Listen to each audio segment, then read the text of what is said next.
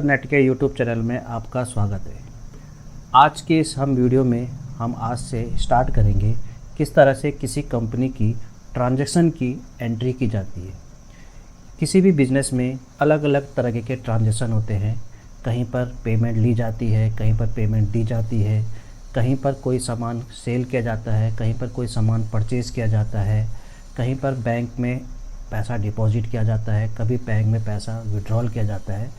तो इस तरह की एंट्री को हम ट्रांजैक्शन बोलते हैं। तो टैली में ट्रांजैक्शन के लिए टैली ने अलग अलग वोचर दे रखे हैं, यानी कि आप सभी ट्रांजैक्शनों को एक जगह नहीं कर सकते। टैली ने अलग अलग ट्रांजैक्शन के लिए यानी अलग अलग एंट्री के लिए अलग अलग वोचर दे रखे हैं। तो हमने एक कंपनी बना के रखी हुई है जिसका नाम हमने बालाजी प्राइवेट लिमिटेड रखा हुआ है।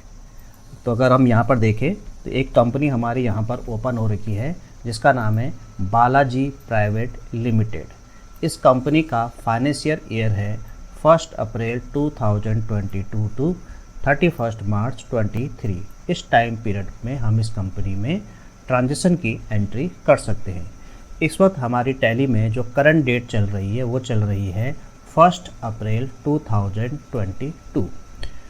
तो ये हमारी एक कंपनी ओपन है और इस कंपनी में अभी किसी भी तरह की कोई एंट्री नहीं हो रखी है, यानी कोई भी वोचर एंटर इसमें नहीं है। अगर हम यहाँ पर देखें नो वोचर एंटर, यहाँ पर एक ऑप्शन लिखा हुआ है, यानी अभी इसी कंपनी में किसी भी तरह की कोई भी ट्रांजैक्शन की एंट्री नहीं हो रखी है। तो ये हमारी कंपनी बन चुकी है। अगर आपको कंपनी बनानी नहीं आती है तो मेरे पिछले वीडियो को ज़रूर देख ले, कंपनी कैसे क्रिएट की जाती है और उसके बाद कंपनी में कैसे लेजर क्रिएट किए जाते हैं, ये भी आपने मेरे पिछले वीडियो में अगर नहीं देखा है तो एक बार आप पहले मेरे पिछले सारे वीडियो देख ले और तब आपको आज का वीडियो सही ढंग से समझ में आएगा। तो ये हमारी कंपनी ओपन हो चुकी है। हमारे सामने गेटवे ऑफ टैली की विंडो खुली हुई है। इसमें हम अकाउंट्स इन्फो में जाएंगे और लेजर में जाके डिस्प्ले करके हम देखेंगे। यहाँ पर 2 लेजर ऑलरेडी पहले से टैली हमें बना के देता है जिसका नाम है कैश और प्रॉफिट एंड लॉस अकाउंट। ये 2 ऐसे लेजर होते हैं जो टैली हमारी कंपनी में हमें क्रिएट करके देता है। तो अभी आज हमने जो सीखना है वो किस तरह से हम किसी कंपनी में बैंक ट्रांजैक्शन की एंट्री करते हैं। यानी बैंक ट्रांजैक्शन की एंट्री का मतलब होता है किस तरह से बैंक में पैसा डिपॉजिट करने की एंट्री की जाती है, किस तरह से बैंक से पैसा विड्रॉल करने की एंट्री की जाती है और किस तरह से एक बैंक से दूसरे बैंक में पैसा ट्रांसफ़र करने की या फ़ंड ट्रांसफ़र करने की एंट्री टैली में की जाती है। तो सबसे पहले हम कुछ बैंक के लेजर क्रिएट कर लेते हैं। तो अकाउंट्स इन्फो में जाएंगे, लेजर में जाएंगे, क्रिएट करेंगे।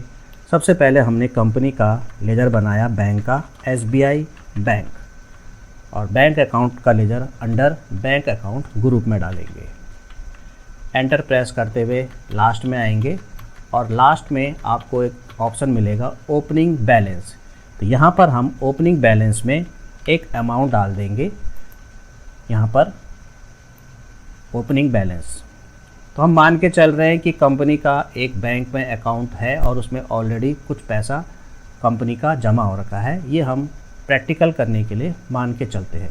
तो मान लेते हैं SBI बैंक में 50,000 रुपीज़ की अमाउंट पड़ी हुई है। एंटर दबाते हुए एक्सेप्ट कर लेंगे। इसी तरह से कंपनी का एक और लेजर बनाते हैं PNB बैंक।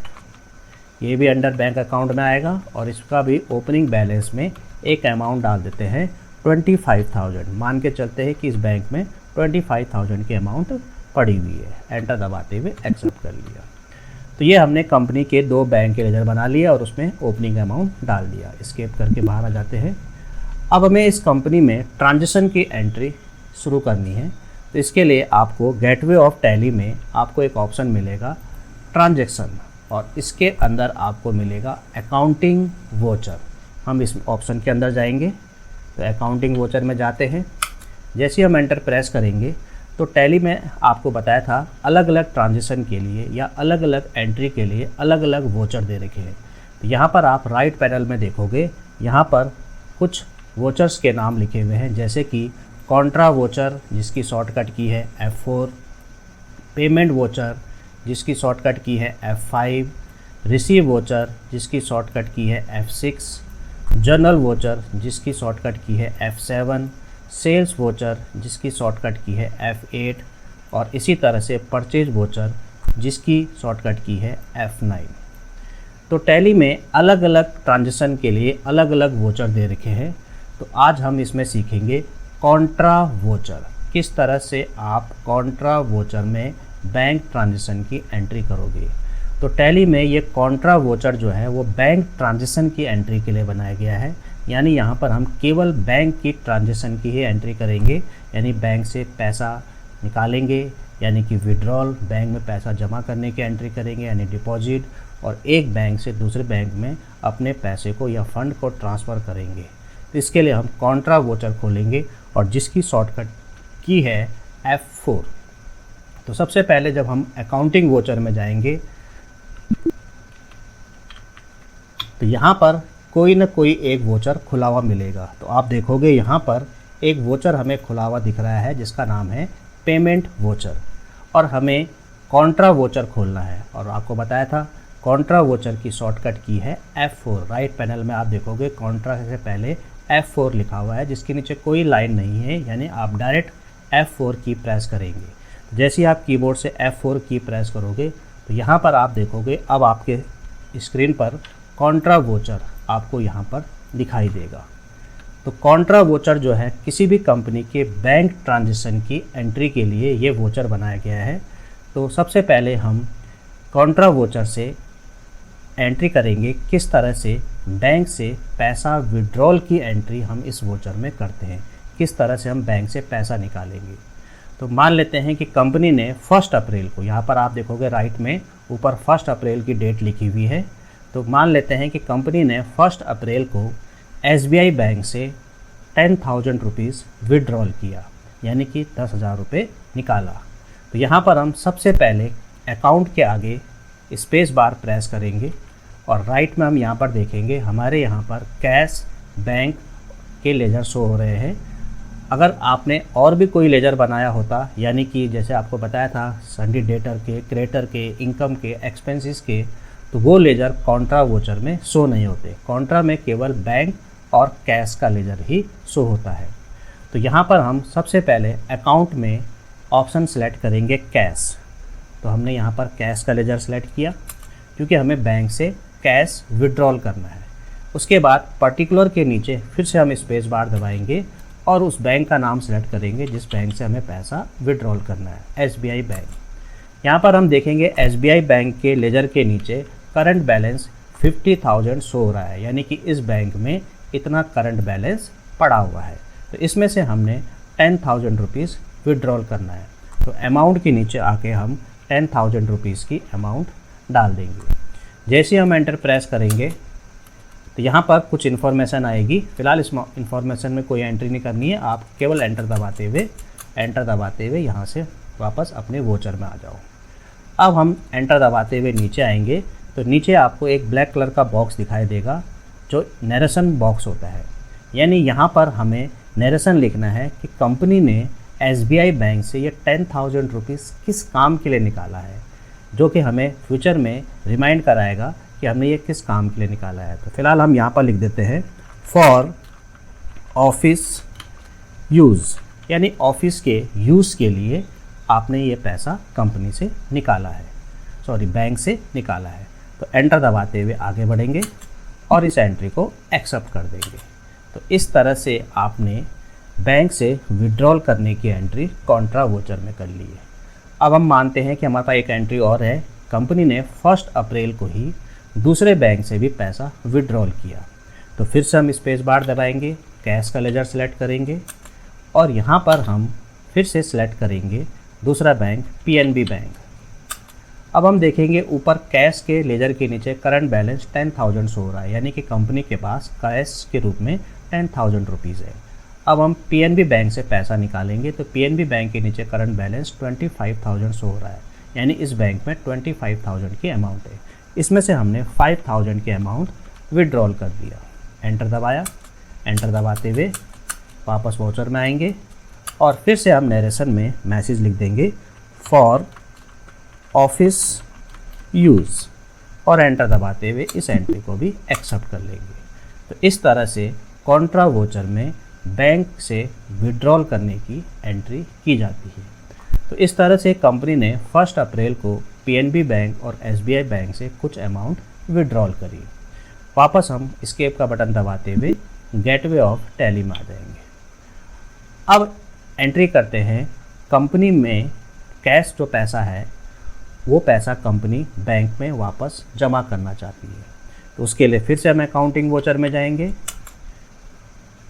और F4 से कॉन्ट्रा वोचर खोलेंगे। अगर कॉन्ट्रा वोचर ऑलरेडी पहले से खुला हुआ मिलता है तो आप सीधा उसमें एंट्री शुरू कर सकते हो। अगर कोई और वोचर मिलता है, रिसीव, जर्नल, सेल, परचेस कोई भी, तो F4 का बटन दबा के कॉन्ट्रा वोचर खोलेंगे। यहाँ पर हम देख रहे हैं कॉन्ट्रा वोचर पहले से खुला हुआ है। अब हम यहाँ पर सबसे पहले डेट चेंज करेंगे। ऊपर आप राइट में देखोगे अभी यहाँ पर डेट 1 अप्रैल शो हो रहा है। तो F2 का बटन डेट चेंज करने के लिए होता है। जैसे हम F2 प्रेस करेंगे ऑटोमेटिक ये नेक्स्ट डेट अपने आप ले लेगा। एंटर दबाते हुए ये हमारी टैली में डेट चेंज हो गई है। अब हमने एंट्री करनी है कैश डिपॉजिट करने की, यानी बैंक में कैश जमा करने की। तो अब आप अकाउंट में सेलेक्ट करेंगे उस बैंक का नाम जिस बैंक में पैसा डिपॉजिट करना है। हम एसबीआई बैंक में पैसा डिपॉजिट कर रहे हैं। एसबीआई बैंक करंट बैलेंस इस वक्त 40,000 शो हो रहा है। पर्टिकुलर के नीचे हम स्पेस बार दबा के कैश का लेजर सेलेक्ट करेंगे और कितना पैसा डिपॉजिट करना है वो अमाउंट डालेंगे। तो हमने 5,000 रुपीज़ की अमाउंट जमा कर दी है। एंटर दबाते हुए इस एंट्री को एंटर दबाते हुए, फिलहाल ये डिटेल कुछ फिल नहीं करेंगे, बस एंटर दबाते हुए आगे आएंगे और इस एंट्री को एक्सेप्ट कर देंगे। तो इस तरह से हमने एसबीआई बैंक में कैश डिपॉजिट करने की एंट्री कर ली है। सेम इसी डेट को कंपनी ने दूसरे बैंक में भी पैसा डिपॉजिट किया। फिर से हम दूसरा बैंक सेलेक्ट करेंगे पीएनबी, पर्टिकुलर में कैश का लेजर सेलेक्ट करेंगे और कितना पैसा डिपॉजिट किया, मान लेते हैं इस बैंक में भी 5,000 रुपीज़ की अमाउंट डिपॉजिट हुई। एंटर दबाते हुए आगे बढ़ेंगे, एंटर दबाते हुए आगे बढ़ेंगे और इस एंट्री को भी एक्सेप्ट कर देंगे। तो इस तरह से आप टैली में कॉन्ट्रा वोचर में पैसा डिपॉजिट की, यानी कैश डिपॉजिट करने की एंट्री बैंक में कैसे की जाती है वो आपने सीखा। एस्केप से फिर हम वापस गेटवे ऑफ टैली में जाते हैं।